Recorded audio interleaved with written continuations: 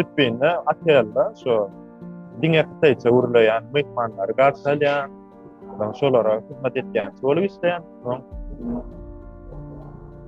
Filippin'de doğru matam ilk başta öğren kıyın oldu. Belki bir iki aylar bir kıyın bir usul, mutfağı belirli de yuvarlayan boğulas başlayan son etapta iyisinin dünyalar Kıtay nitel arasında tercüme ziraat yolu isteyen arasında.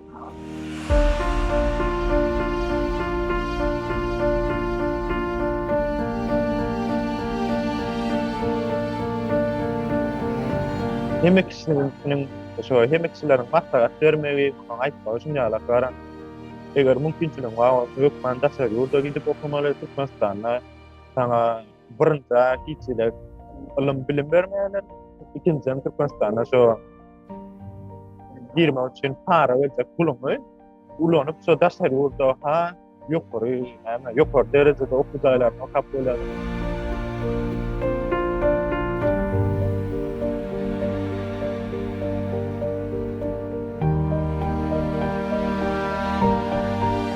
So 2017 ýylda fotoğraflar Türkmenistan hemme ýerde gurgun we ine Kytaýda ekonomik ýagdaý ören gowy Kytaý ötýär dünýä gelýän Kytaýda da ýene menim geljekden hem ötüş so Kytaýda ötürün wat dip pikir bilegendim.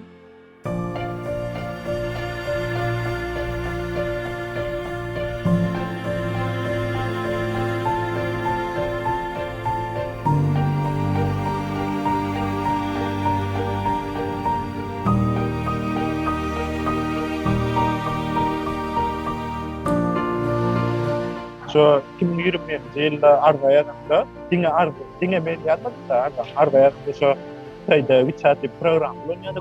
So WeChat programda başga-da türkmenleri çağırıp so grup bolýardy. Ondan şeýdän pasport boýunça Türkmenistanyň migrasiýasyna, daşary işler ministrligine, ondan käbir so meclisdäki deputatlara pasport boýunça we wiza kart boýunça argaýat.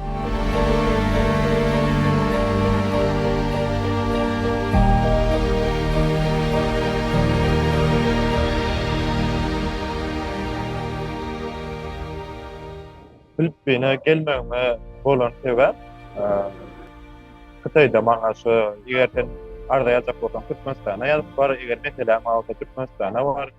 Şon hem bu arda ýazar, adam edepin gep haýwat atyp başladylar. Ondan soň 2020 ýylda şu birinji gezek çykyş edip YouTube'da video oýandy. Şu bir hepden soň ýene öýme gelip söýdän edip näme alsam bolan hem YouTube'da video oýupdyr. Videony udaly edip aýryn rahat diýip dünýäle haýwat atyp edip bir öýdäki garnaşlamada ýene tamady korkudanlardan soň şu menim belli derejede öz folklorym hakyna alat edip başladym.